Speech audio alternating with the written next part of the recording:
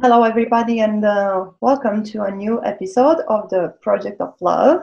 And today I'm excited and so happy to have with us a wonderful human being, gifted professional, um, kind of a internet internet wizard, I must say. I'll take that title. Whom I Aspiring wizard. Well, I had the pleasure, and actually, I was quite lucky to meet him this year at the Awaken the Woman Convergence in Scottsdale. So, welcome, Randall Libero. It's so great to have you with us today. Thank you, Andrea. Thanks for inviting me, and I'm really looking forward to this conversation. Thank you for taking the time for your busy schedule of one of the top producer of Voice America to be with us today. We're going to talk about various topics, and let's start with one that I found it like really interesting because I was before doing that, I was navigated Randall's website, which is pretty interesting. I recommend you should go there too to find out more about him. And I loved what he said there. And he said that we are the producers of our lives. Mm-hmm. Yeah. So whether we are aware of it or we don't, we still are the producers of our lives. But I think the most important is to be like aware producers of our lives. And when and how did you have this insight that you create? Well, actually, I've been a producer since I would say I got out of college and I went to Los Angeles, went to Hollywood. So it's kind of the mindset that I've always had because I've always been interested in media ever since I was very young. Mm-hmm. I was interested in movies and got interested in knowing how they did what they did in movies. Like I saw King Kong and I wondered, how did you create that? Because I knew it wasn't real. Mm-hmm. And I got interested in that. And so all my life, I've been interested in media. And then as I got older, I was reading, I would say, more spiritual literature as well to just become a better person. And one of the books I read and studied with, I was working with the Unity churches, and I built the Unity radio network years ago. And Charles Fillmore and his wife started the Unity movement back in the 1880s. And his book, Prosperity, is one book I was reading one day. And in that book, it said, God wants you to be a producer of new ideas. So I thought, okay, it's sort of like, I got that. I understand what that means. So I see myself as, and other people as, in this day and age of digital media, is that we're all creating media all the time, with our phones, which we carry around with us, this device all the time. And at a moment's notice, we can record what happens to us in our experience. But then we can take that content and upload that through social media or YouTube or radio shows or TV shows online. And we can share our experience with other people. So essentially, instead of just major TV networks and major movie studios, we all now have the ability to become producers, and we can put up content on the internet that anybody, anywhere can see in the world. So until most recently in years, this has never happened before. We've never had the ability to do that quickly, to record something within minutes. It can be available and seen by everyone everywhere. So that really, to me, started a revolution in my mind as I became a digital producer on the internet, having worked in traditional media in Hollywood and television, and then, of course, being a news journalist for 12 years, and now an internet producer, as well as I still do some of those other things too. It's just a world that we live in today. So I think that if people have a mindset of being responsible for the content they put up online and really looking for that content that can find a way and make other people's lives better, then for me, then you're doing your job as a producer. So that's the way I look at it. Okay, yeah, sounds good. But so the flip of the coin is that, for example, I'm sure that for example, I went to a concert at the Hollywood Bowl, and the most of the people, instead of looking at what was going on stage, they were looking at their phones because they were filming. So people, because of this explosion of technology, sometimes they forget to like live in the now, be fully present in the moment, and they are like, okay, I need to capture this and I need to put it on Facebook so anybody can see that I'm here. And I think this can be a trap. So how can we avoid this trap? Uh, there's lots of ways to do that. I think just focusing on being here, being present, and realize that what's happening around you, rather than keeping your face on this device, is to put it down once in a while. People tend to, because it's socially acceptable to be looking at your phone in a social setting, and other people don't consider it as impolite. It's accepted now that people feel that, well, they can just do that and ignore other people. Yes and no. When I'm talking with someone, like in a meeting, and they get a call on their phone, they say, excuse me, I say, no, excuse me, we're having a conversation. You should let your phone just ring or turn it off. And if someone doesn't give you that respect, I look at that as impolite. I'm very old world in that regard. So, I really, because I'm making that connection with that person. I'm taking the time to stop my life to make that connection and have that conversation.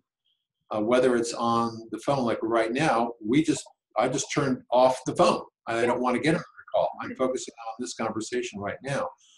So I think that because it's socially acceptable, people feel that they can be distracted with technology and media and screens everywhere. It's become a norm for us. And I think eventually, within the next 10 years, we're going to see a reversal of that. You're going to see people getting back into having real conversations again. I think there's going to be some, as if you, just as myself and everyone out there watching this, know that things happen in cycles. Right. So as things become way too far in one direction, they tend to bounce back in the other direction. So I think in the 2020s, we're going to see kind of a reversal to get back to more humanistic values and humanistic behaviors, and moving away from the technology and having it find its place in our lives, not just, taking over our concentration from, every single moment of the day dealing with a computer or a phone or something. I think eventually it's going to start reversing in the other direction. And I'm already seeing indications of that. Right. Yeah. Well, I was happy to see that at the event at Awaken Woman Converges, there people, they weren't on their phones. They were interacting with each other. And I was pleasantly surprised, like going out in Orange County area to see that actually when people, they are together in a place, they are having conversations, and I don't see any phones on the table. And I said, okay, that's a good sign. I like what I see. And then you made an interesting point, because every piece of media we upload on the internet, whether it's Facebook or Twitter or Instagram, it matters, and it can make a difference in the world. So we should own responsibility for what we put out there, even if we are not necessarily, if we are doing it privately, not as media persons. What's really wonderful is to see real life in so many parts of the world happening. Mm-hmm. And that's where it's beautiful to actually see those kinds of things.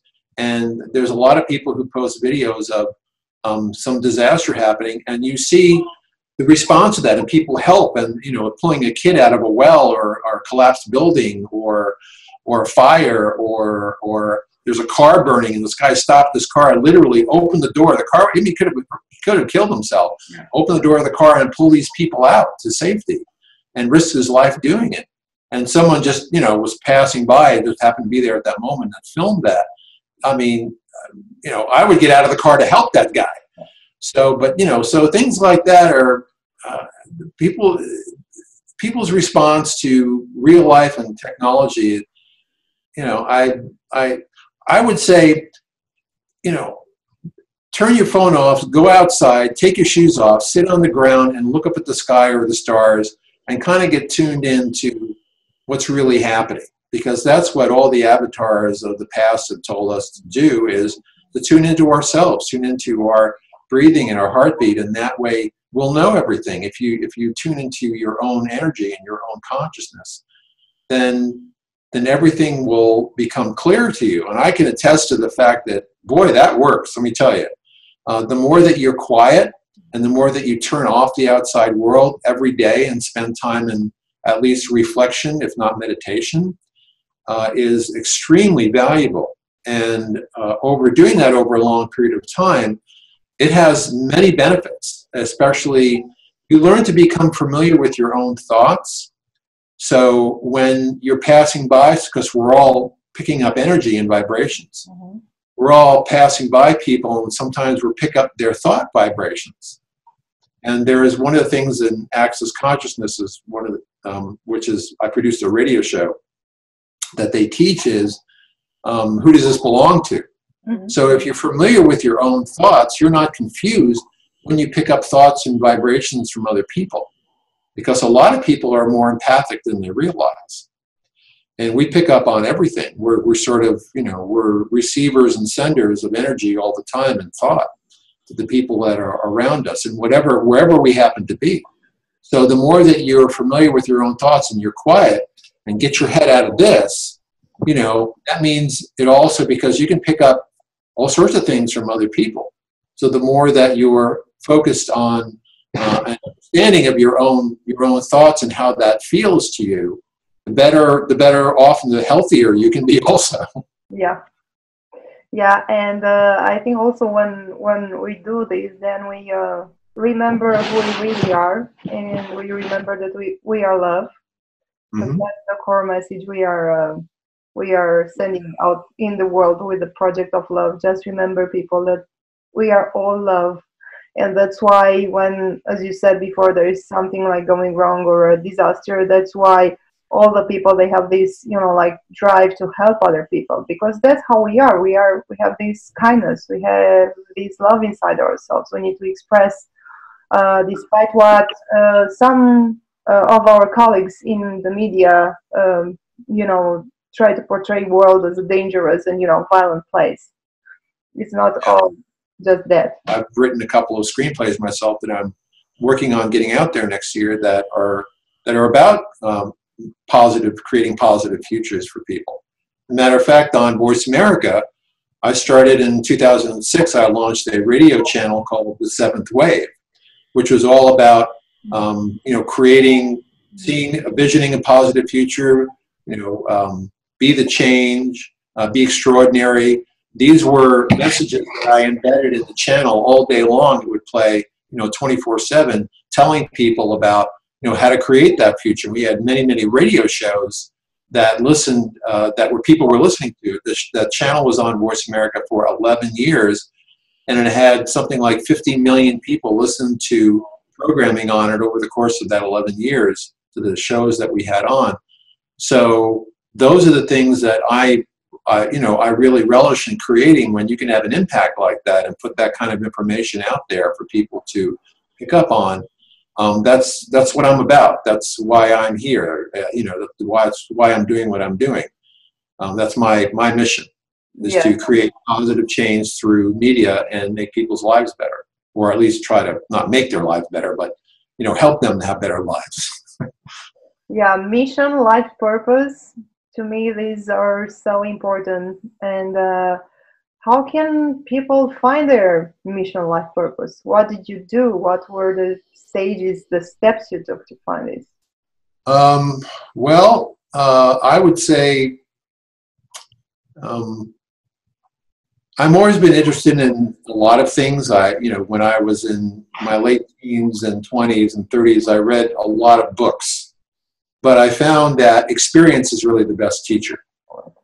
And having experiences. I grew up in upstate New York, and I hadn't seen a lot of the world. So getting out and traveling and going to places and seeing what life was really like, not seeing it on television, was, I think, one of the best teachers for me.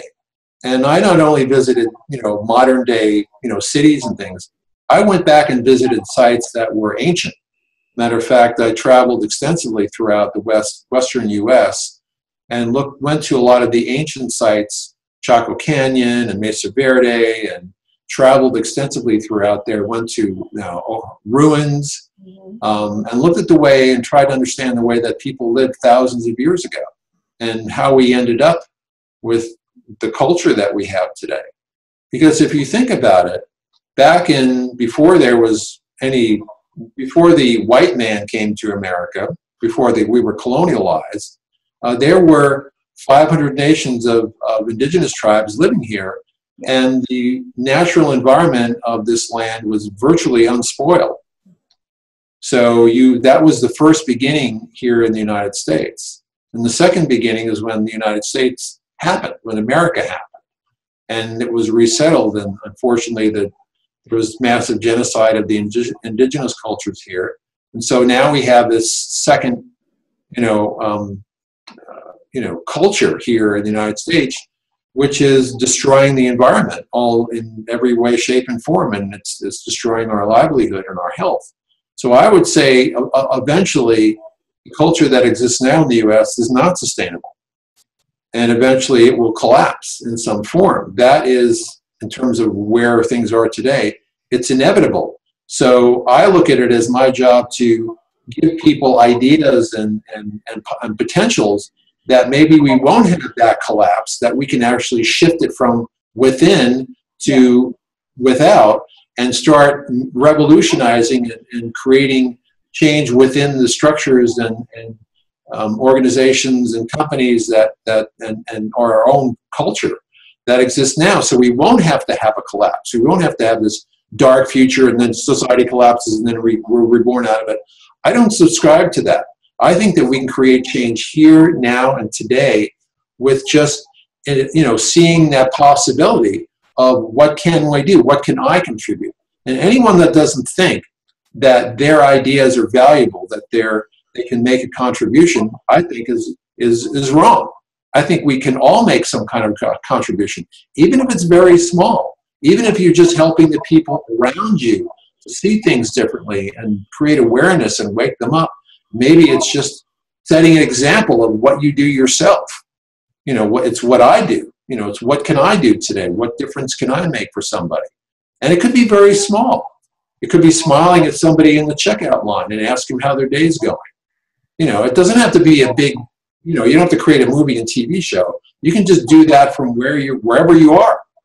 Because if you make a difference in that person's life, just by acknowledging that they're there, that not ignoring them, and not looking at them as, somebody is just being, serving you at the store or serving you at the checkout line, and making a connection with them personally, and doing that, because you don't know really what's going on for them. They could be a woman who's, working in the grocery store, but when she gets home, her husband beats her. And because you smiled at her, it helps her get through that experience. You see, little things like that make a big difference. You never know what's going on with people. So just acknowledging that they're a human being and looking at them and saying hello and being real and honest about it, not just doing it to do it, but doing it and feel something for them. You can make a difference anywhere. I happen to do what I do, and I greet people, I say hello, I acknowledge them. And that's one of the things that I've just kind of, when I meet someone, I'm interested in their story, because everyone has a story. And I like to hear people's stories, because it's a way for me to make a connection. I say, tell me, how are you doing what you're doing now? How did you arrive at that? What changed in your life? What was your bump on the head? Why aren't you doing what you're doing before? How did that, that story is interesting to me. I like hearing that. And when someone can get on the radio and talk and tell those stories, it makes for a really good radio show too. Yeah, because I know people love stories, and especially like good stories. Then what's a good story? That's a vast topic. We might discuss it. Well, I can tell you, here's something that I can I can say from my own experience, because sometimes when I really started acknowledging my own creativity and my own genius, and I don't say that in an ego-centered way, I had met Dr. John DeMartini in 2005. He eventually became one of my early radio hosts here at Voice America. And I met him, and I had a chance to sit down and just in the conference room and sit and talking with him across the table. It was kind of our initial one-on-one meeting and getting to know each other. And John's a great guy. When he's with you in a room, that's all he's doing. It's just he's focused on seeing you and having a conversation with you, and everything else he turns off in his life. And he's a world-class speaker, travels all over the world constantly, but he's able to focus on the conversation where he is. He's present. He's very present. So I noticed that about him right away. And the other thing is that he looked at me, he asked me, so what do you tell yourself every day about who you are, about yourself? And I gave him, the bullshit answer, which is, hey, I'm a pretty smart guy, and I work hard, and, all this other stuff I threw in there. And I know a lot about media, blah, blah, blah, blah, blah, blah. And he just looked at me and smiled, and he looked me straight in the eye. He didn't have any judgment about what I said. He just looked at me and he said, try this on for size. He said, tell yourself, I'm a genius and I apply my wisdom. It's one of the affirmations that I say every day. That's what he said. He said, that's one of my personal affirmations. He said, say that. And I said, okay, I'm a genius and I apply my wisdom. And then he looked at me straight in the eye and said, say it like you mean it.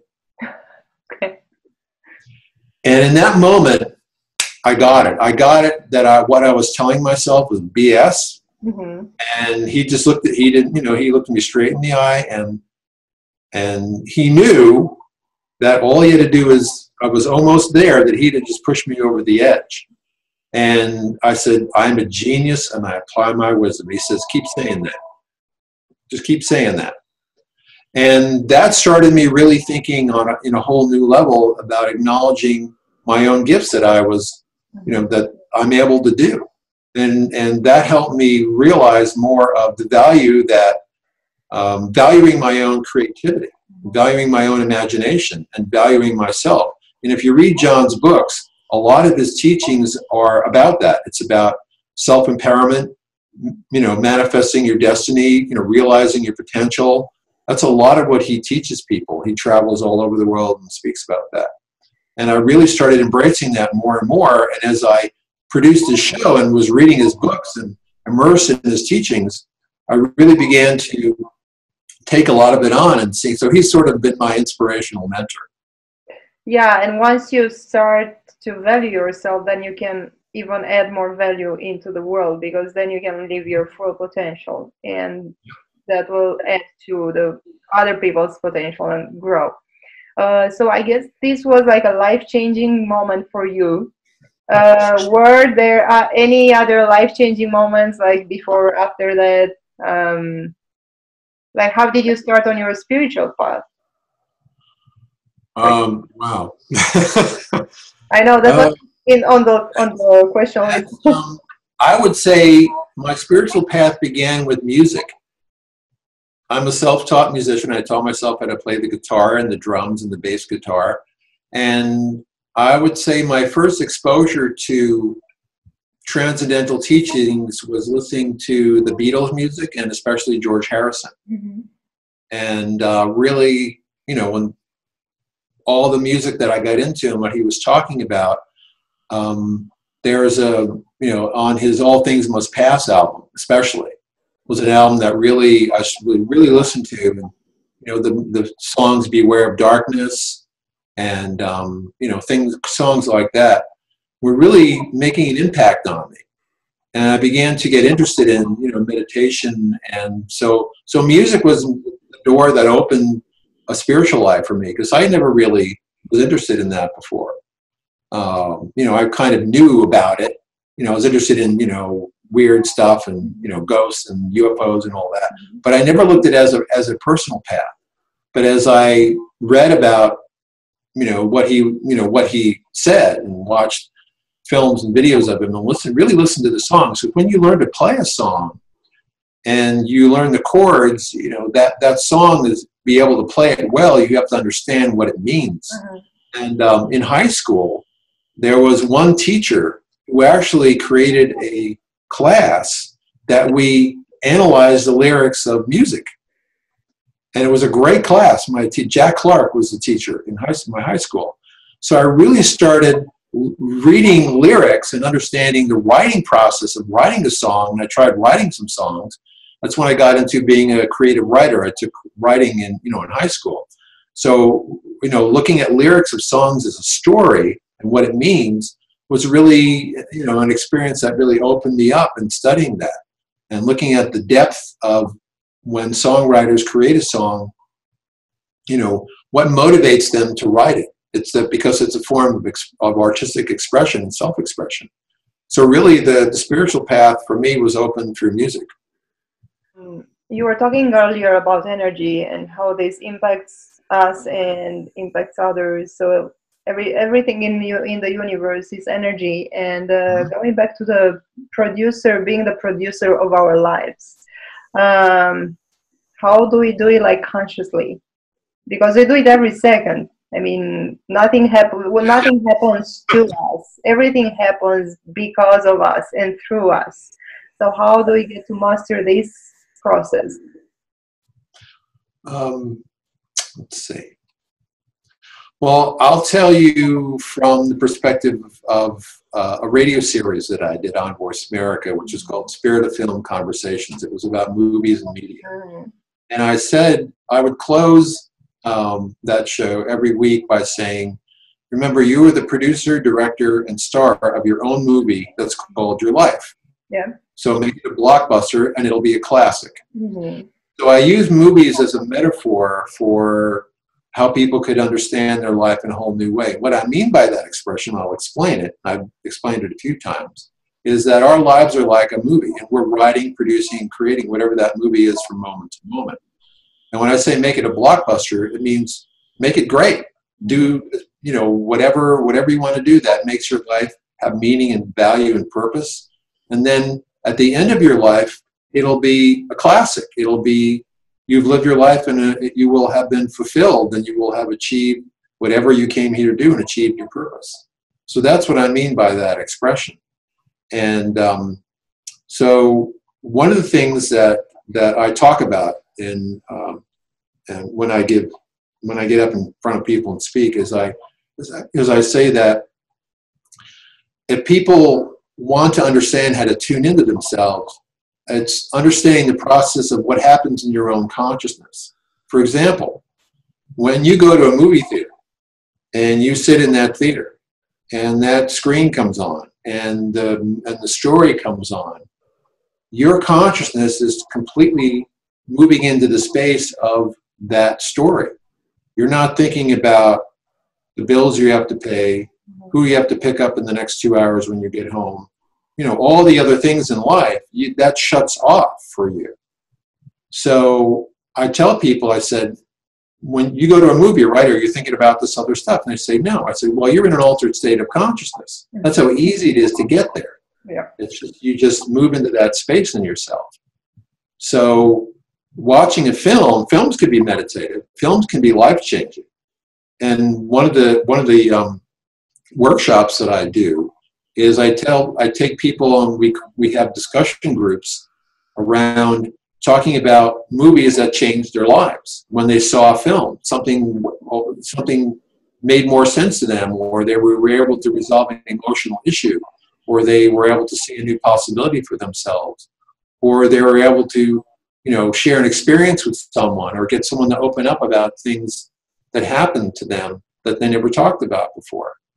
I can share a very personal story of the experience of a movie that I saw with my father.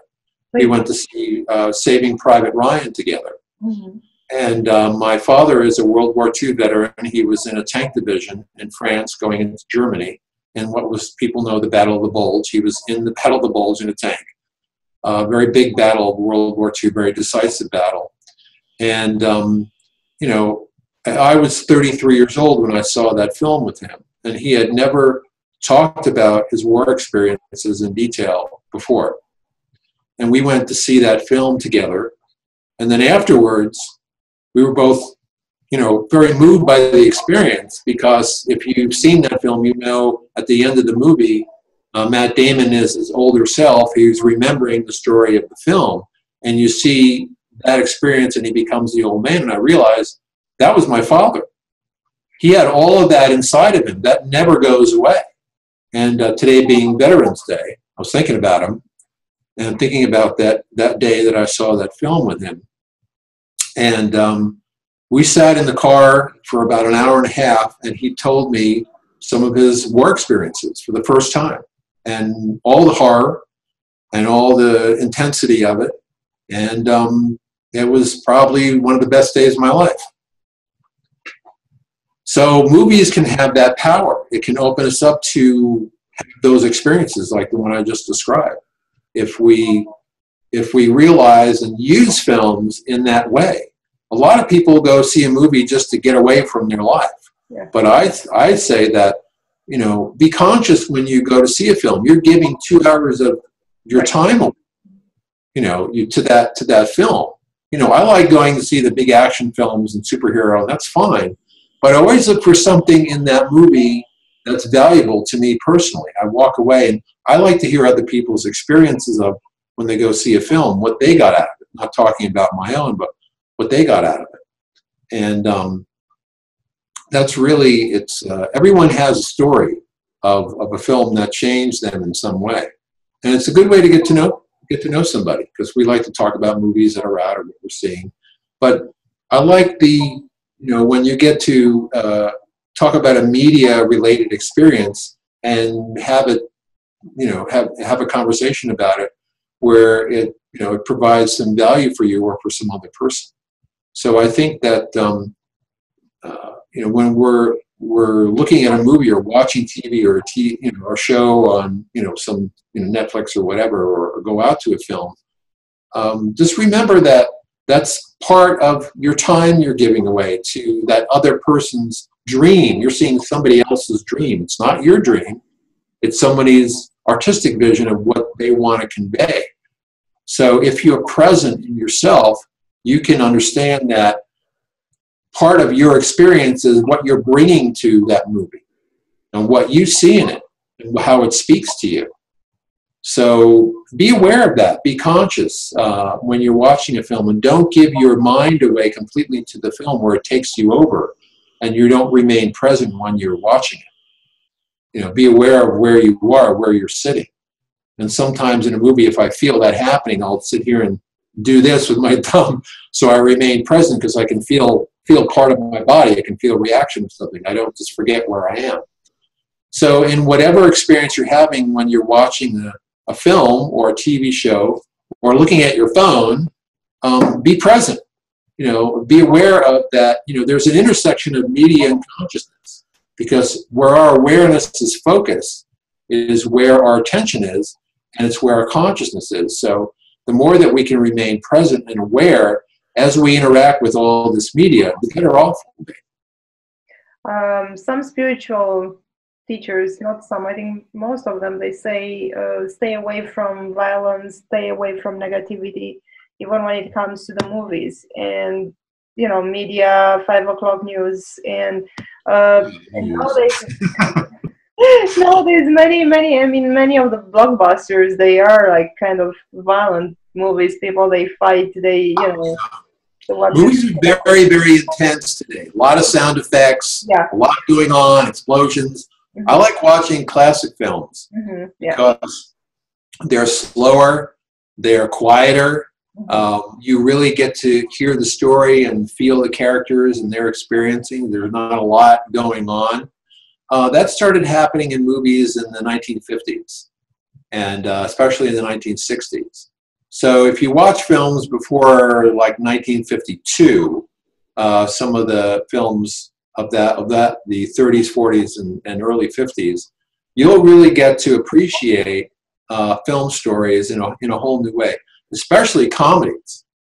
If you're a fan of, I post things on my Facebook page like Laurel and Hardy and the Marx Brothers and films like that, because the comedy happens in your mind. It doesn't happen somebody fall on, on screen so much. Well, Buster Keaton and Charlie Chaplin and all that, of course, but it happens physical comedy. But really the intellectual comedy as well in a dramatic story. Because the best kind of a movie is a dramatic movie that's got funny things in it.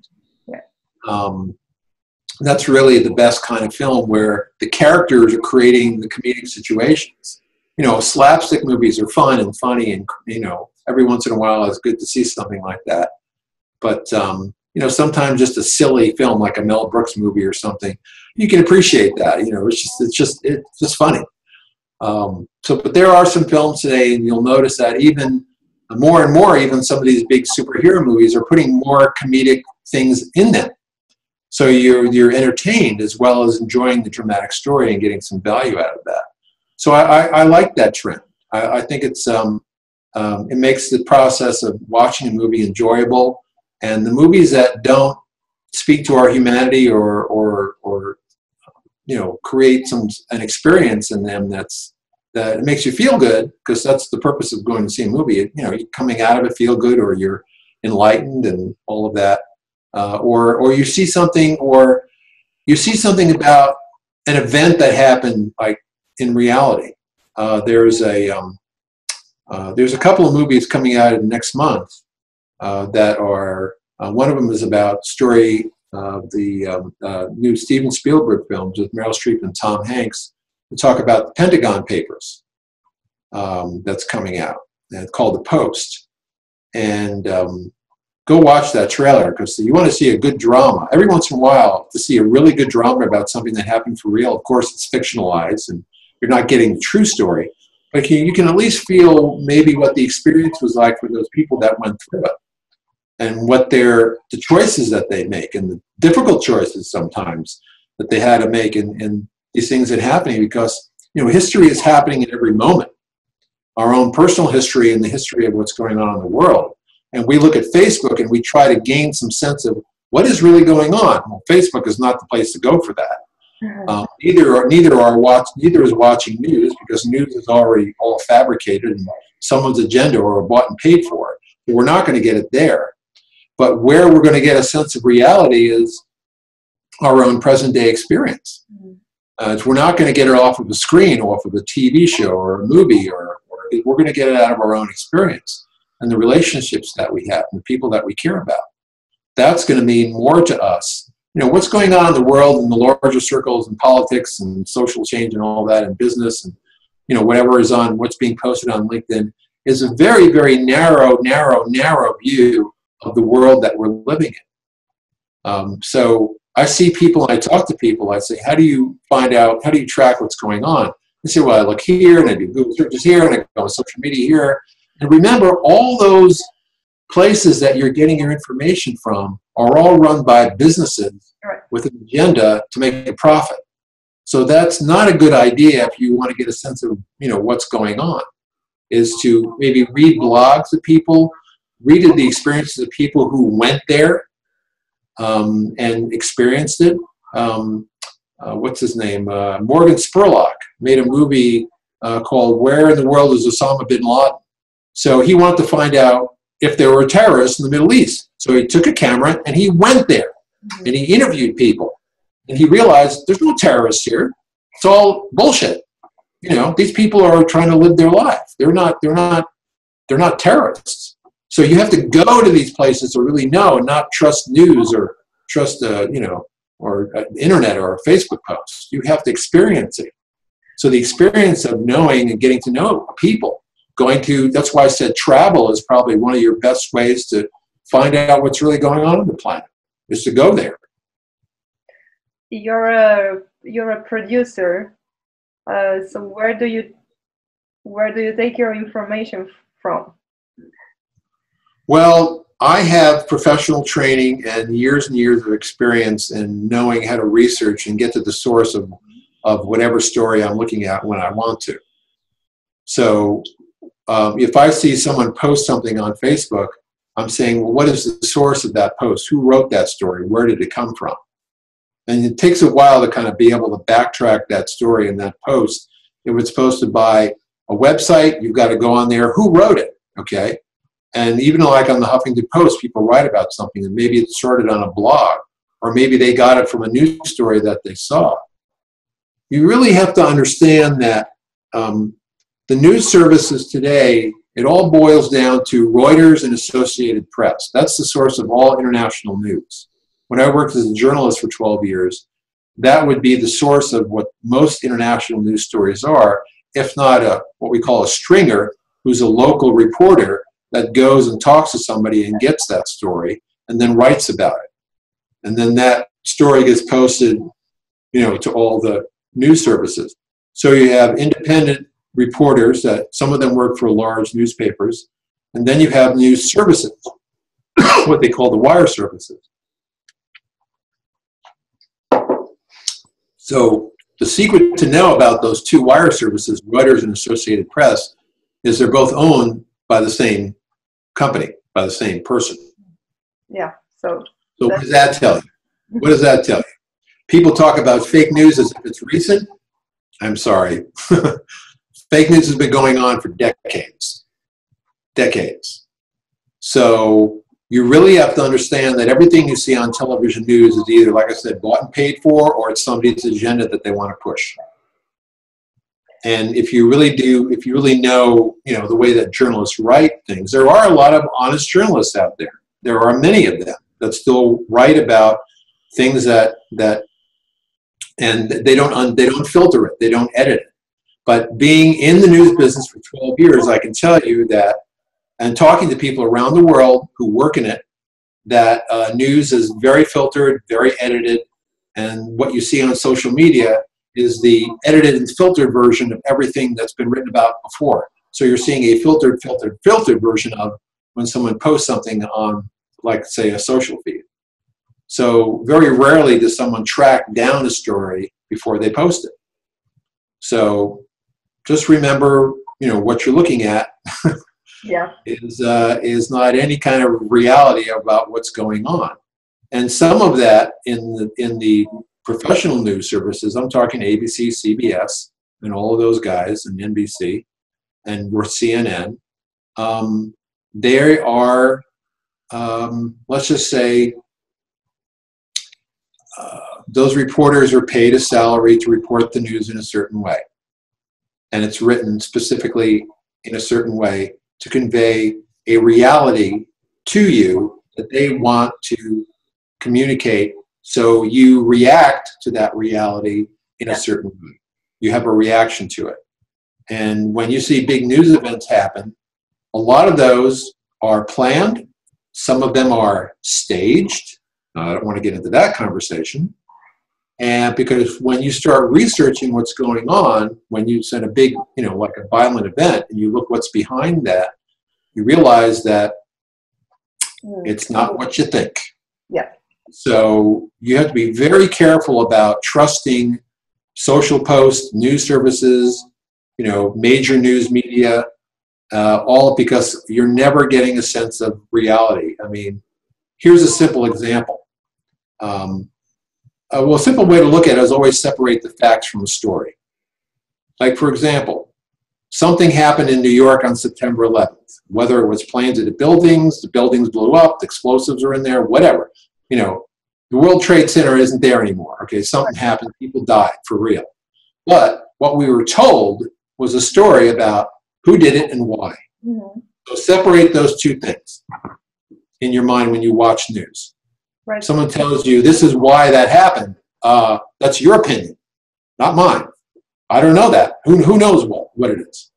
So when you see something, next time something happens on the news, don't trust it, because you're looking at something that's manufactured. It's the movies on TV. Okay, movies are when they show you, they put up live feed. You're watching something on television or live now. How do you know? Is it live? Is it? All it is there is a title. How do you know it wasn't recorded 12 hours ago? Right. See what I mean? Right. That's why I was so happy to meet you in Scottsdale, and I wanted to talk to you because not all the journalists are like that, and when used with awareness and intention, as you put it, media can activate potentials and open the heart. So That's right. yeah, you said that, and I love that. And that's news is a story, and because any news has a story behind it. There's facts and there's a story. So I want to get to the heart of the story. You know, why is this important for me to know? So bottom line, what difference does it make to me? We need more journalists like you. Well, I got out of that business because I was basically too good at it, and the people well, I have to explain myself. Okay, sometimes you research a story and you find out something that is, you know, that you really shouldn't know. Okay, yeah. And people give you access to something, you go look at it, and it kind of scares you. But it's the facts. It's real. There it is. And then you tell someone, because news organizations have to protect themselves. They're, you know, they can be sued. There's legal repercussions. So when you report on something and you show them this is the story behind the story, you know, what happened to me is I researched something, and when the people that I interviewed gave me an entry into a website which was classified. And I looked at what was there, and I went, oh boy. So not realizing what I was doing at the moment, I talked about it as I gave all my information in for the story to the news director, and it had this information that what I found, which was very controversial, by just putting it mildly. And the next day I was called in to a meeting, and all the directors of the news organization was there. And they told me, we're taking you off the international desk and putting you on the state desk. And I said, why? I'm like your best reporter. And the other people were looking at the floor. And one guy was looking at me and saying, we're taking you off the national desk and putting you on the state desk. He just repeated himself, verbatim. Didn't say anything else. And in that moment, I looked at what was going on around me. This is where being present comes in handy. Where I was being demoted. And I looked at people's reaction, and I looked at how they were behaving, and I looked at him, and I looked at the other two people, and I realized this mandate wasn't coming from them. It was coming from somebody above them. They told somebody else what I had found, and that person outside of them said, you need to get that guy off that desk and put him on something where he doesn't create pictures. And I realized that in that moment. So I had no reaction. I was just said, okay. And I very calmly walked out of that meeting, and I worked on the state desk for the next 8 months, and then they fired me. So that's how I got out of the news business. Yeah, but you're still within the media industry. But I'm still within the media, because when I found Voice America, they were doing internet radio. Yeah. And I found that it was right here in Phoenix. So I walked in the door, and I said, are you hiring? And they said, yeah. And the next day I had myself a job. That was how that happened. Yeah, and then you created all this wonderful channel and the great shows that people can listen to all over the world. That's the advantage of being on internet radio. You get to people from all continents. Right. That is great. How do you see, I mean, do you think that like in 10 years from now, because we were talking about this earlier, we'll have more like journalism based on awareness and intention? Yeah, the internet will change journalism dramatically. It already has, and there's a whole new generation of digital journalists, I would say. Matter of fact, I even saw a story this week that one of these companies that puts out these videos, social videos, they're actually starting to edit together. When there's an event, people submit the videos to that event, and they're editing them together and showing that and turning those into, their branded content. They're putting up on their platform. So they're taking those experiences of what people are filming and putting those into an edited form. Now, of course, again, whoever edits that footage, as long as they, doesn't cut everything out that they, in other words, it's that, again, when you edit footage together, it's somebody's version of that footage. It's not the actual footage. So, again, when you see things like that, be aware. But there are a lot of people that are just filming something and posting it right away. And that is as close as you can get to seeing something. Matter of fact, when they had the shooting in Las Vegas, people were posting videos of what they were experiencing right in the moment. They were filming as it was happening. And a lot of those videos were taken down off of Facebook and off of the internet because someone doesn't want people to know what really happened. And that is where digital journalism can make a difference. Yeah, and then anybody who has a smartphone, kind of. Yeah, so that's when we started this conversation, that's what we were talking about. Yeah. We're talking about the difference that someone can make by showing somebody something of what their experience is and putting that up, and then we all get to see that and share in that experience. It could be a street musician. It could be, a dancer that you saw. It could be a performance that you saw. I mean, I get to see my friends post all these concerts that, of course, I'm not going to get to see all these different bands, but I get to see what it was like. I mean, that's really great. I love that. It's fun. It's exciting. And at the same time, and so you can share in people's experiences, and ultimately, hopefully in a good way, that if you remember the movie Brainstorm, that was put out in the early 80s, imagine that through virtual reality, hopefully it'll be done this way and not in some horrible way, that we can actually share what that experience felt like to that person. So I hope technology goes in that direction rather than just for entertainment, where we can feel what someone else felt in the experience of when they witnessed something or had an experience. We can know what it felt like and share in that experience with them. And I think ultimately that technology can bring humanity together if we are focused on using technology in that way to share our experiences with other people. Then it's a good thing. Then it become a really good thing. And that's what I meant by if we use media and technology in a conscious way, rather than just making money and putting up entertainment and and so on and so forth.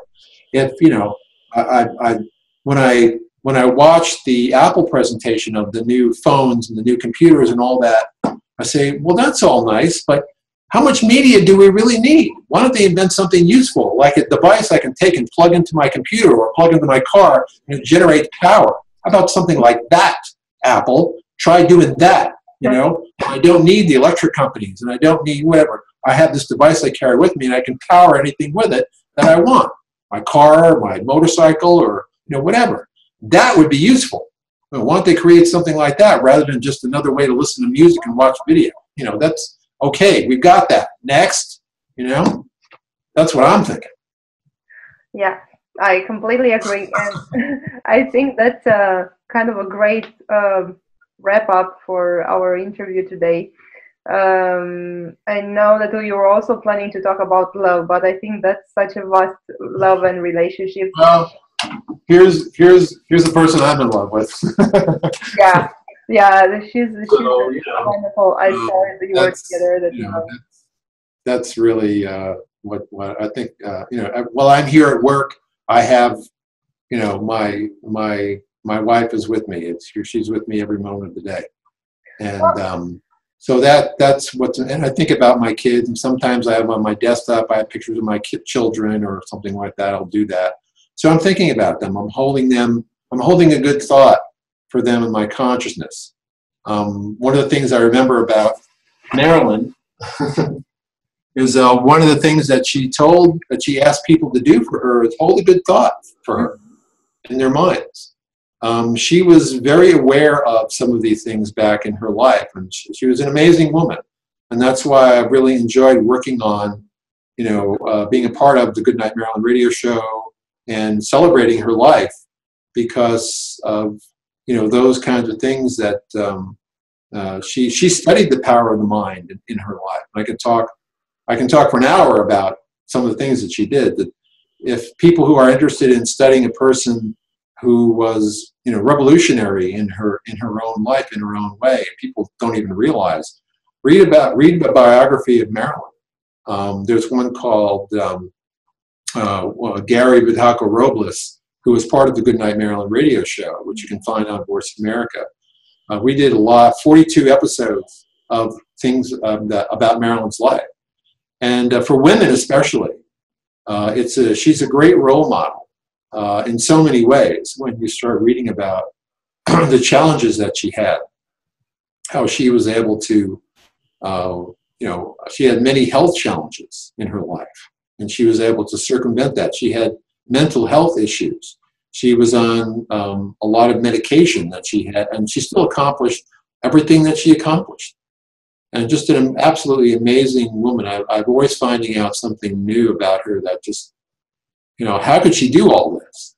So when you study the lives of great people and how they were able to create the things that they did, I think it's probably one of the best things you can do is read a biography of someone who you admire and read, about the struggles that they had and how they overcame them. Thank you very much. Well, I thank you for the opportunity to be a part of what you're doing, and I appreciated meeting you, and I really enjoyed this conversation, and I don't get to do too many of these, so thank you for the opportunity. Thank you.